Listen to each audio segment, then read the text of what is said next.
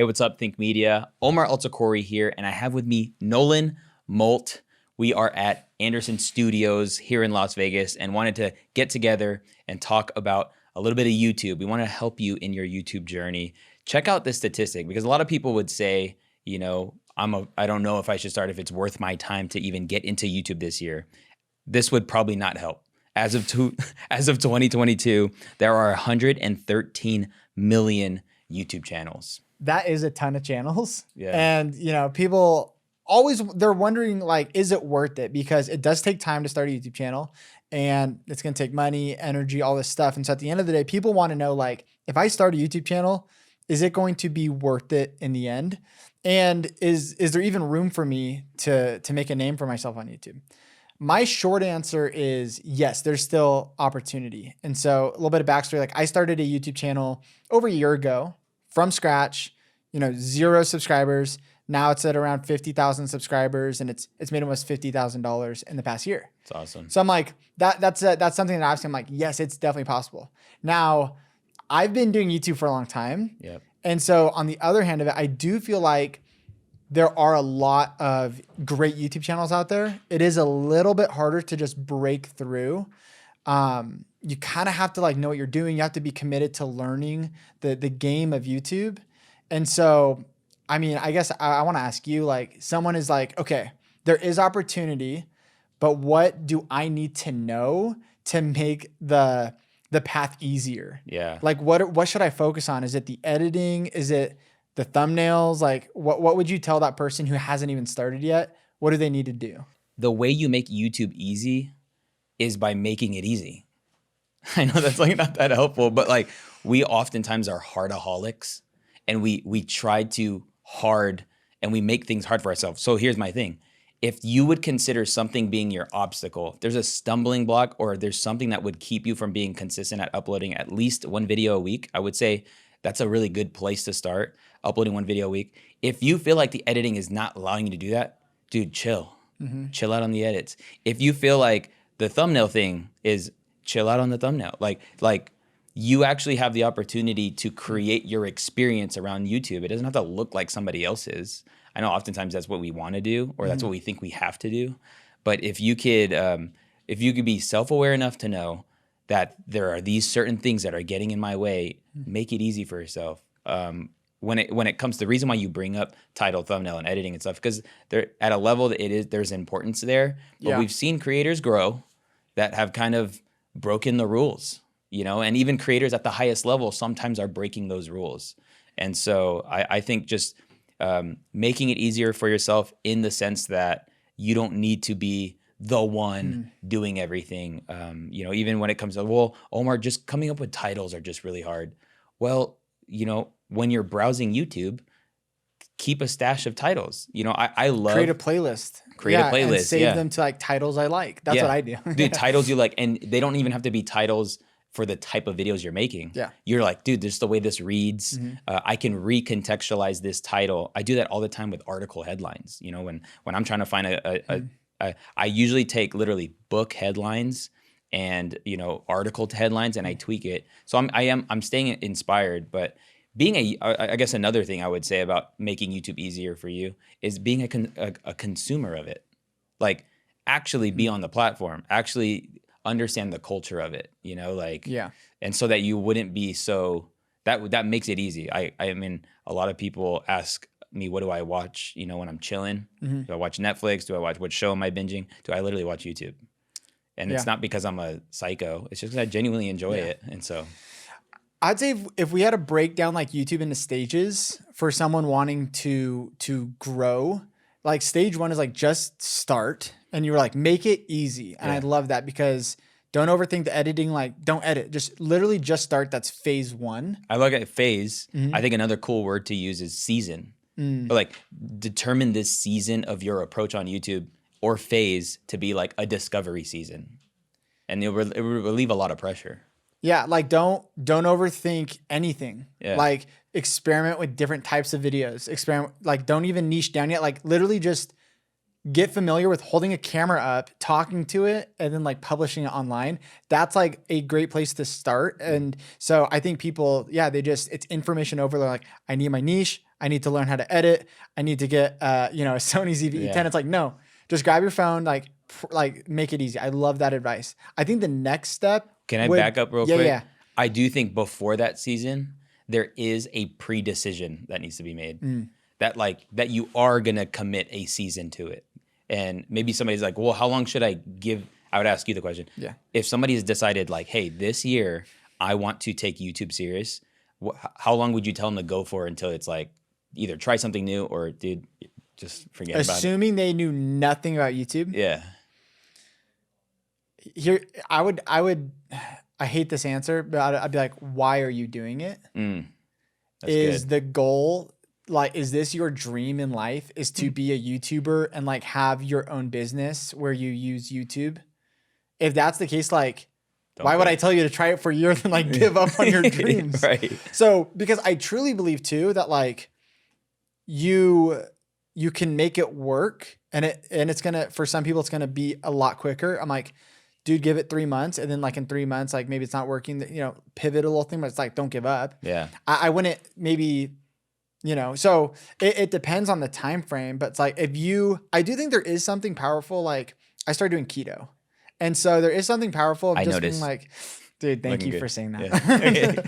Yeah. There is something powerful about like committing for a time frame, but also knowing like once I get to so for me, I'm like, I'm gonna go to the end of the year doing keto, right? And I don't know, it's gonna be like 2 months or whatever, or maybe 3. It's like that once I get to that point, I'm gonna make a new decision on where to go next. But like I'm just kind of focused on the first part of the race. So like if you're starting a YouTube channel, can you commit to like, over these next 4 weeks, I'm going to post 1 video every single week. And once you get to the end of that, like you might give up, but at least you committed, instead of overwhelming with yourself, to be like, in 2024, Yeah. every single week for the rest of the year, I'm going to post YouTube videos. For me, that's not as helpful. So I just think it's like, how can you just get started and then move on and just take baby steps? That's really good. I don't know if you'd add anything. No, to I think that. the fitness journey is a good illustration. People who want to expedite their success, because that's where a lot of this, a lot of these types of videos where people are talking about this subject is in a pursuit of speed of success. I'm just trying to get to my goal faster, which oftentimes in the fitness space, you supplement. And so, I had a friend that actually got super fit this year. I'm like so jealous because I'm like, dude, you look like an action figure. Dude, he was like, hey, here's all these things I use, and they're not bad. They're just supplements, creatine, protein, all that stuff. And the thing is if you start out that way, if you start out overloading like that, not only will you have to sustain that, and it'll make it more harder to continue and be consistent, but like it's kind of like the habit. Like, so this is why I say remove all those obstacles, because build the habit of it being normal. Yeah. Like it's normal that I create videos. I would, that when people ask you the question, like, what do you do for, work and living? Is like, I'm a content creator who has a real estate business. I'm a content creator who sells something, and I think that's the goal, even though you have probably a weight loss goal, the goal is a lifestyle decision. Yeah. Because health is wealth, I love that. I think, so first step, like make a commitment. Pre-decide. And the next step is like literally just post a video. And the reason why we're saying just post a video is because YouTube gives you the feedback. Yeah. And so if you did it for 90 days, you would hypothetically have 12 videos. So YouTube is going to tell you, hey, I mean, maybe a video would take off, or like you'll see what's either resonating. Look at the views. Yeah. This got more views. People are more interested in this, right? That's one factor you could look at. So after you just start posting content, you're starting to get feedback. I think the next step is, if you haven't done this yet, is to like have a channel focus or to niche down. Good. And that would be like the next step. And so once you find what you want to do, and it's, you're passionate about it and all that stuff, right? I think after that is where people can see a lot of growth, and it's investing into, and this is kind of what I was asking you too, but I think the first investment I would make, if I didn't know anything about YouTube, I would get a very cheap thumbnail designer. So just a quick example of how this actually gets you more views. There's this NBA player, played for the Pacers, and Roy Hibbert. So I Okay, did I a remember. coaching call with him for YouTube, for his No YouTube way. channel. That's cool. And he only had like 4 videos and he was doing everything himself. He was editing his videos. He was doing Ex NBA player. Yes. Did everything himself. Doing everything That's himself. funny. He took action and Yeah, was like, that's good. I just want to start making YouTube videos. So he's like following these steps. He picked his niche. Now I was like, what's his next step in his growth phase? So I'm looking at his stuff. No video has more than 400 views. And so we hop on a call. We're kind of talking. He's telling me he's doing all the thumbnails himself in Canva. Now they're not the best. Like I just had to send him maybe like a thumbnail, like less text, make your face bigger, like make it more simple, like literally just those Canva's things. templates are actually bad examples sometimes because the people are tiny. Yeah. The words are like tiny, and then there's like, Yeah. when you see the red one with the yellow thing and the black and white words. Okay, go ahead. Yeah. So after the call, I one of the takeaways for him, I was like, okay, dude, first of all, if you can just get a cheap editor for $100 and a thumbnail designer for like $10 a thumbnail, I was like, you could like get a lot more views just by kind of doing this. That's good. And so he messaged me like, I don't know, a couple weeks later, within like the first, I think 12 hours of the video he posted with the new thumbnail designer and the new editor, and he implemented some other stuff. He was getting 400 views per video. This 12 hours, like almost 2,000 views. Dude. Just by, so I think thumbnail that's really good. is a big part of it. And it's like, if you have $10 to spend per video, it's so cheap and it can really level up, like grab their attention, make them click. Anyways, I think that's like a nice way to level up. I'm going to be devil's advocate because Yes. you totally missed a step. What was it? Bro, he hired a consultant or a coach To to tell him he needed I guess that. right. So, But I think there's something there but you're getting so it's learning though, because Yes, you can it's do it for learning. free. You don't have to Right. hire a coach necessarily, but Right. like as long as you invest in learning, Yes. So I think that's because there's things he didn't know. right.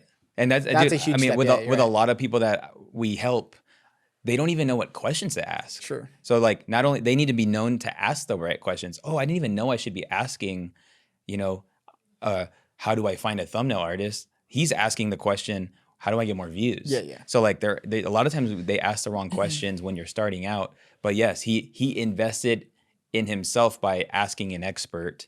And so I think there's something there. Like you'll probably save more money in the long run. But I mean, you stay up and you're watching or listening to this, you're learning about YouTube. So now whatever he paid to get that information, you get access to. And that's why just being, I just feel like that if I started from scratch on YouTube, I would commit 90 days and then I would pay somebody who I would respect their input on and say, what should I do now at this point? I have 12 videos, so I mean. I want to ask on this. I love this topic and I want to bring Pastor Omar out of you right now. Okay. I want to go deep because I think a lot of people feel this, and I felt this way a long time. It's like there's so much information available, but then a lot of people just consume and never take action. How do you go from listening to this podcast and then to actually making a commitment and posting your YouTube video? Like what? I heard this quote from someone on a YouTube video, and he was like mentoring this guy, and he basically was like, if all it took was information, to achieve your goals, everyone who read, a money book would become a millionaire. Mm-hmm. But it like requires action. Right.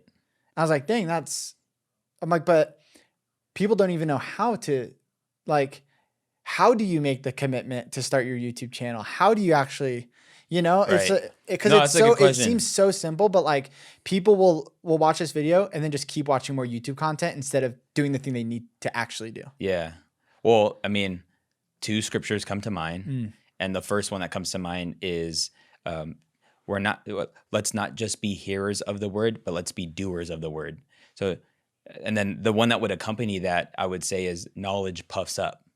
So like acquiring knowledge literally is still empty. Wisdom is actually knowledge applied. Wisdom isn't, getting knowledge, isn't getting information. Wisdom is actually applying the information. So it doesn't even become wisdom. It doesn't even become tactics. It doesn't even become, useful until you actually use the thing you learn. I think, yes, there is a skill when you hear something you're supposed to do and actually implement it. And I would say it's speed of executing. I have a friend who's an entrepreneur. He's been on the Sean's podcast, Ryan Pineda. Bro, the way he takes messy action is convicting, but it's because he does not care what people think.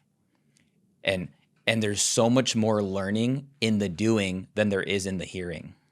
So this is why I would say it's kind of like you just got to start moving on it and just pick the one thing. Like, what's the one next thing? I think as long as you're making those like one step improvements, you are taking action. So maybe since you asked me this question now, if you're listening or watching this video, go on your notes app right now. Hopefully you have YouTube Red and this plays while you exit it out. And then you're typing, this is my next action based on our conversation. And we have so much still to cover. But that's what I would say. I would say, don't make it this grandiose thing. It's just a little step. Yeah, I love it. I love that the Bible says the word is a light into my path. So oftentimes people talk about you need to take this leap of faith. No, dude, you need to take one step of faith. Light. It's like there's only enough light for that next step. So that's what I would encourage people with. Dude, this video is brought to you by Rev. Did you know that there are studies that have shown that videos with captions are 80% more likely to be watched in their entirety, which is why we trust Rev.com. Their human caption services ensure flawless captions for our content, and you can use their transcriptions as an aid in video editing, and you can get AI captions as a lower cost alternative to their human captions if you want to save money. All you have to do is connect your YouTube channel to your Rev account and simply select the videos you would like to add captions to, and they get automatically applied when finished. Rev also has foreign language subtitles to expand your audience as well, and you'll get free human produced English captions when you buy these in any foreign language. Click the link in the description to get started with Rev today. What I love about this conversation is we are building the roadmap for the person who doesn't know where to go. Okay, so now that they're posting YouTube videos. So you've pre-decided, you're committing to a video a week, and you're just going to use your phone. Yep. And you're just going to shoot videos, just film yourself, talk. Okay. You've niched down. And we're not going to go super in depth on all of these because like I just shot a video on how to niche down. And so we can link that in the description, but like there's even like thumbnails, right? Like we have thumbnail trainings, but this is the path. And then we can go in depth on some stuff. Really quickly though, before you get there, I just know that a lot of people don't want to niche down. Yeah. So how can you kill that resistance?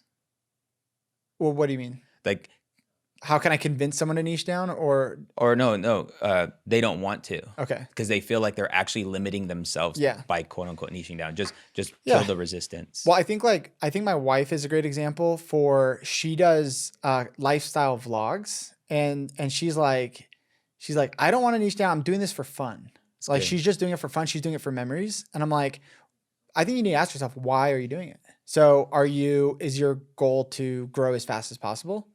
That's not my wife's goal. She doesn't care to grow as fast as possible. She's doing it for memories and she's vlogging. But I'd also say because she's doing lifestyle vlogs and it is like what maybe we might consider random, she has her own niche of like, she has a 1-year-old, right? And she's pregnant with, 6 months pregnant. And like, she has these things about her where just naturally she's talking about parenting. She's talking about like, she almost has her own niche because that's just who she is. Right. So that's what Gary Vee would say. Yeah. That you are the niche. So I would say at some level, Madeline's videos aren't random.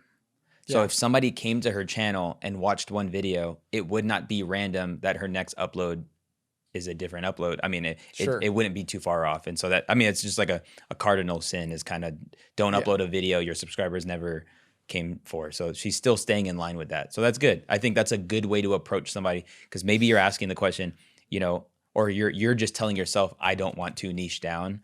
The reality is it's still being you, but like overall, she's just, it's her reason why is documentation. And then also that there's other moms that, like this type of content.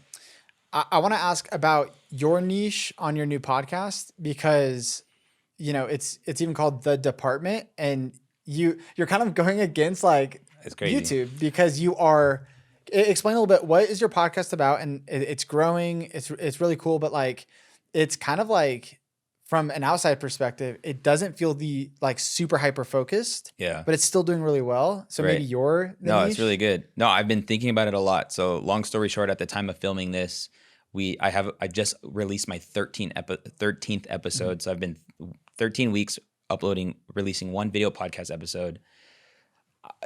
I felt like I was the niche. So I wanted to have conversations that I was genuinely interested in. And I think the biggest ingredient to niching down is determining your own personal curiosities. Because that's probably been my secret sauce to my podcast right now, is my curiosity has created the niche. And so what is my podcast about? It's called The Department, because I actually saw like Alex Hormozy, when he changed his name from like Gym Launch Secrets to The Game with Alex Hormozy, he found the broad appeal by naming it more broad, but it's still business. It's still business. So The Department was kind of broad appeal, but I'm tackling purpose, entrepreneurship, sales and marketing, and even faith. So it's kind of like a culmination of my essence, I guess you could say. Yeah. And so that's how I've been deriving these conversations. I would say video podcasting is more forgiving in that. If I made 8-minute videos based on all the things from what we talk about in the podcast, I feel like I would lose people. But it's that I went into starting my video podcast with the big picture in mind, and that's this, that I create the expectation that the viewer has with me. And if I could start off with immense clarity, and this is why you want to learn and you want to grow, if you could start off YouTube with immense clarity, you can really focus and lock in. And so I'm not wavering on the successes that are currently happening with the podcast. I'm just like, no, dude, one conversation a week. I am getting feedback on what people like listening, but I'm also getting feedback that people just like me as an interviewer. So I'm like, cool. Okay, so I will have to say for people listening though, like you do have an advantage, which is you do have a personal brand built up of like people know you online. And so there's that aspect of it, right? So like you do have people who want to hear you, and then you bring on really cool guests. Yeah, I would actually say, okay, so maybe we could say curiosity is the secret sauce. Sure. But also, yes, the relationships. Yeah. So I have relationships with people, but people aren't watching my podcast because of who I have on. I actually think because most people don't know who they're watching. They're watching because of how I'm contextualizing their genius.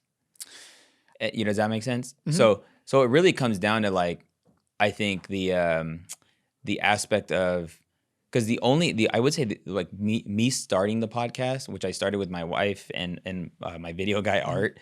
It was kind of like I just threw a giveaway around it. Like I don't think people didn't watch that because they were excited for me to watch a podcast, and it's one of the lowest viewed podcasts. Everybody thinks that your first view or your first like launch of a channel is going to be the most viewed, and then that wasn't the case. But I would say I did have a personal brand on Instagram that gave me a little bit of an advantage. But if anybody would have an email list, you have an audience. If anybody would have people on Facebook or anybody on Instagram, you have an advantage because there are some people to kind of just watch your first few episodes. So I would say then for the person listening to this, like it's best to niche down and choose a channel focus. There are certain people out there, maybe you have the personal brand built out and you can kind of do like what you're talking about. You've seen success with it, right? Where you've been able to go into different places and different markets, so to speak, on YouTube and still see success. What do you think, what can you implement based on maybe what we're doing at Think Media or you're doing on your podcast that like, where's the next step for that person now who they're niche down, they're starting to invest in like their quality of like their learning, right? Now they're investing maybe in leveling up editing, thumbnails and titles and that they're implementing their learnings now. It's good. Where do you go from there? Is it just consistency? Is like what would be that next step? Is it making finding a way to profit? I actually think you might hit a fork in the road of asking or answering the question that you asked to begin with. Because if you committed that first season or phase into just discovery mode, like potentially you might now have this huge business opportunity. Some people go into it with the business mind. A lot of people don't. They're just like, hey, I just want to start making videos. I just know people are making money posting videos online. So I just want to try. So that maybe if that was you and you're doing the things that we're talking about and you get to that place, I would actually start considering the idea that you need to start building a business around your YouTube channel. Yeah. And I would say all businesses foundationally start with growing an email list. So I know that would be my thing. It would be because if you wanted to sell merch, or if you wanted to create a product, or I wouldn't actually create the product first. I would actually get people off platform and build a relationship with them there. And you do that by giving away something for free. If there's something that that your people have been saying they love about you, it might even be like what it is you use. Like if you're using your gear and people, sure, and you're just sharing that type of stuff, I would say start thinking about getting people off the platform before you start to make a product or something. Okay, so I love that idea of building an email list, because then you really have control of like interacting with your audience. But do that if you want to make money with your YouTube channel, do that at the very beginning. So this whole time as you're building your YouTube channel, also building your email list. Now they're at the point where like, okay, I got 1,000 people on my email list. I got 5,000 YouTube subscribers. I had a buddy reach out to me. He was like, dude, I want to start a YouTube channel. And he was like, if I could just make $2,000 a month extra, he goes, it would change my family's life. Wow. Okay. How does he do that then, Omar? He's got his email list. He wants to do something in regards to like hunting or whatever, right? So it's like, is affiliates the way to go? Is it AdSense, which is like YouTube paying you for people watching your stuff? Yeah. Is it probably not brand deals at this point for these new people? So he has, what's his like he's numbers? Still trying to figure. What's his numbers? Zero. He hasn't started yet. Oh, he hasn't started yet. But he is the person in mind, which I think a lot of people hear. They're like, I'm doing a YouTube channel because I want to make a couple $1,000s a month extra. So what's his channel about? Hunting? He's still trying to figure it out, because I told him to be careful about, he was going to go out and like shoot guns and stuff. And I was like, be careful. Cause I'm like, I don't know the rules on YouTube about that. Right. So I was like, I don't know if that's the best niche necessarily to get into. And so he's trying to figure out his niche still. Dang. But someone like that though, maybe they have a coffee YouTube channel. I always use coffee as an example. I love it, So they have a coffee YouTube channel. Is it affiliates? Is it reaching out to brands at this stage? Dude, AdSense? Like, what would you say? Because I might have a different answer. I mean, it's going to be different for different individuals. The first thing that comes to mind is just charging for like one-on-one calls. Okay. And it could be about anything, honestly. So like if he started this hunting channel, he can literally send people to like a Calendly that's like looking to buy all the gear you need for hunting. And then that way you're consulting a person, and that you don't have to sell one-on-one very hard. Everybody understands there's value in that. And he could literally, I think, here's what's cool about YouTube, because it's long form, it doesn't take long for people to know that this person knows what they're talking about.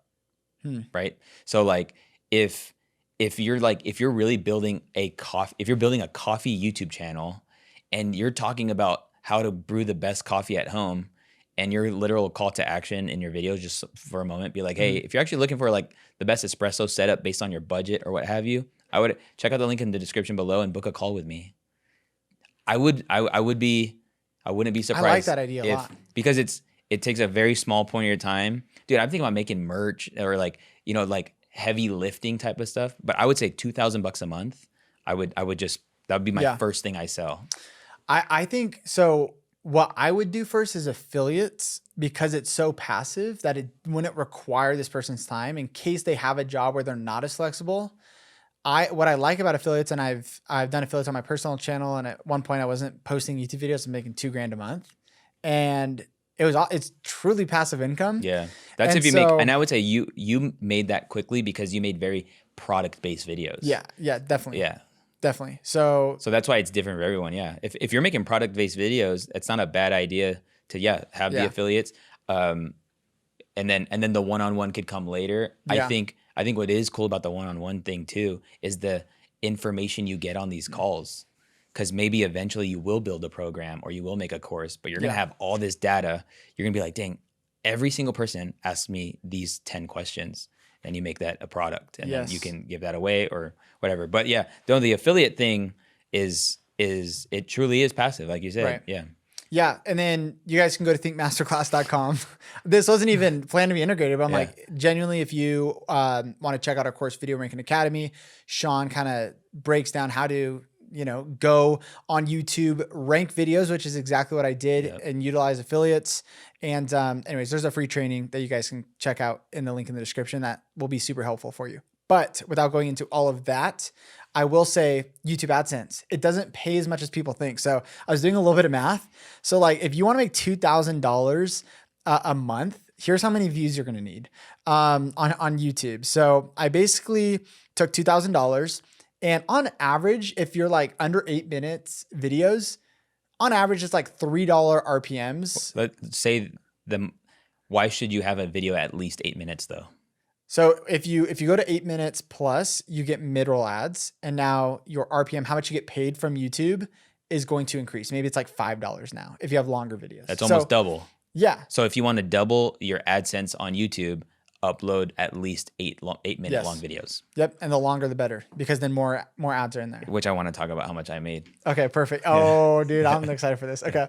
But for example, if you want to make $2,000 a month on YouTube, let's just take the average $3 RPM. You basically need, and I'm going to take this and times 1,000 because views. Okay.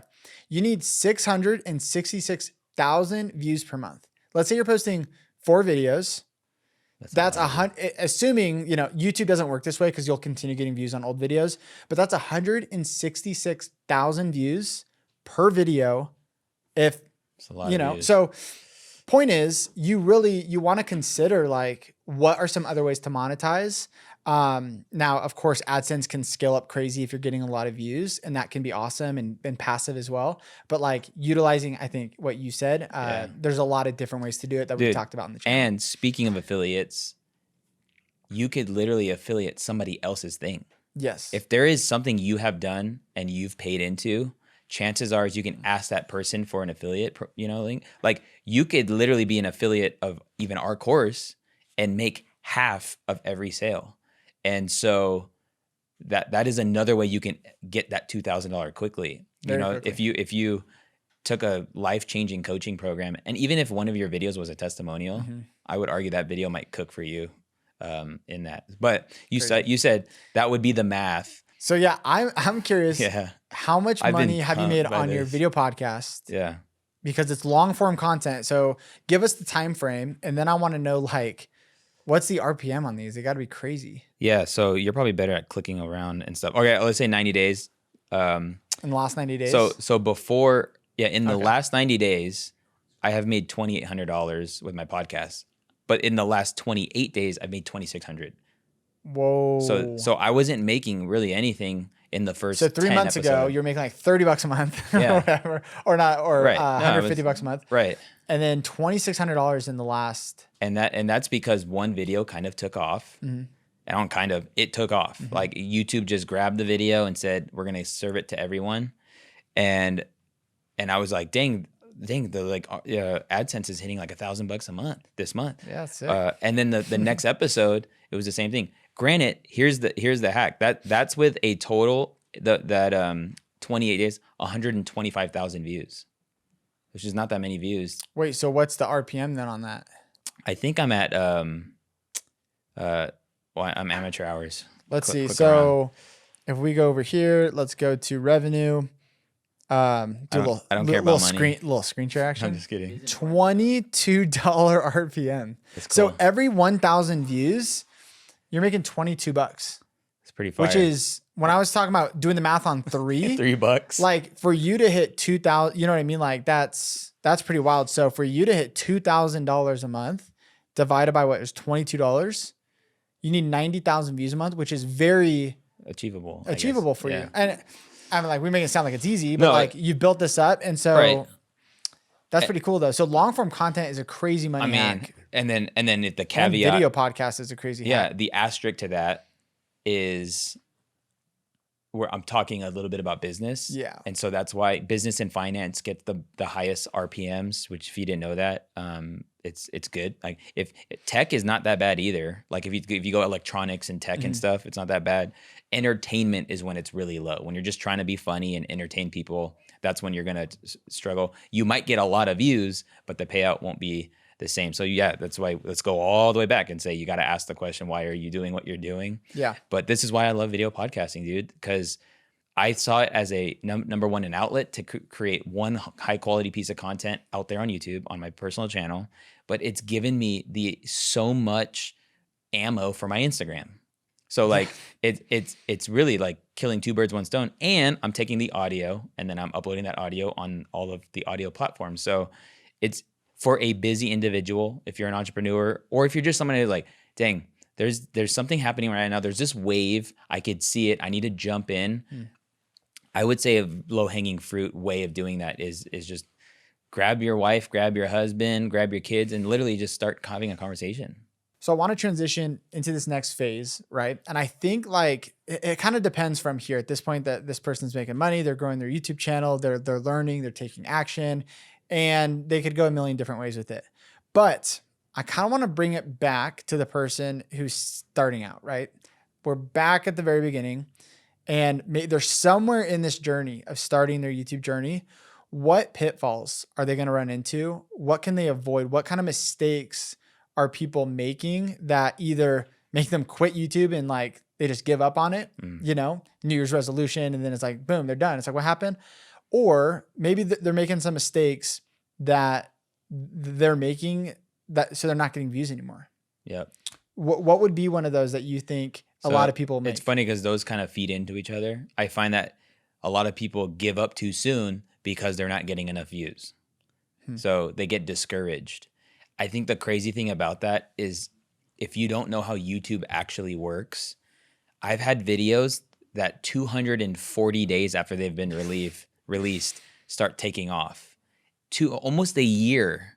So like, like viral taking off. Yeah. And you literally could be a year away from that video that you just made before you quit or right before you quit taking off because you just stopped uploading. Yeah. So I think a mistake people get is they get bored. They're like, man, this is boring. Well, it might be very boring because it's time for you to start working with other people. I know it is a lonely journey if you are just like grinding and doing it all by yourself. But even if you found like a collective or you started masterminding with a few friends, or maybe you started one, you're like, hey, every Monday we're going to meet on Zoom and just like, you kind of did this, right? So if it was just you and you were just cranking it out, I would imagine you'd get really discouraged. But now you have guys being like, dude, try this thing, you know, like let's do that. So I think find a community. And I do love that about VRA is that there's a community of people constantly. It's every day. It's 24/7 of people checking in on each other, testing video ideas and things like that. But it would be discouragement. Don't allow yourself to live in discouragement. It's okay to get discouraged, but don't live in that because then it's going to cause you to quit. And by you quitting, there's that ripple effect of what could have been or what should have been, what probably should have been. I actually think that if you do not quit on YouTube, that is the number one recipe for success is that the trying at YouTube. I feel like we're trying at YouTube. We still are trying. Yeah. Like we're always testing new formats, testing new things. And that's actually the goal. So, you know, we started this conversation talking about fitness and that sometimes we have these end goals. Well, no, the goal is to build the lifestyle. So if I get discouraged in the journey and it causes me to quit, I actually lose because the goal was to just stay on the journey. So don't allow discouragement to cause you to quit. I love that. Our video editor for Think Media, Nate, he's over here. Hey, Nate Dog. He has a similar story with his channel. And so Nathan's dogs. I'm just kidding. Go ahead. His channel is called Nate's Film Tutorials. And your video that took off, initially the director's one, it didn't take off right away. And I think he was even, probably a little bit discouraged because he posted this video and I was like, dude, this video is fire. Like this is going to get a ton of views and all this stuff. And it like just tanked. And it was also at a point for him where he was a slight pivot from like videography to filmmaking. And I was like, but bro, like just commit to the filmmaking, like commit to the pivot. And is this right here? So a little screen recording action. Yeah, it took 100 days. Okay. So check this out, dude. Dang, 100. 100 days in, it ends up getting 6,000 views. And how many subscribers? You had like 20,000 subscribers at the point. So that's not a lot of views for him.